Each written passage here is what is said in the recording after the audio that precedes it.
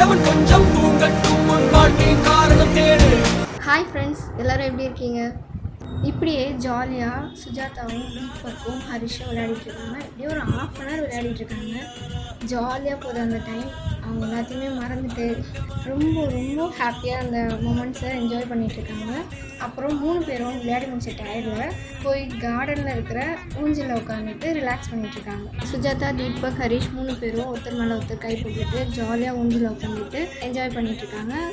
3 பேரும் அந்த விளையாடின அந்த வைப்பில் இருந்துட்டு கொஞ்ச நேரம் கழித்து கிச்சனுக்கு போகிறாங்க. கிச்சனில் தீபக்கும் ஹரிஷும் தான் இருக்காங்க. சுஜாதா ஃப்ரெஷ் ஆகிட்டு வரேன்னு சொல்லிட்டு போயிட்டா.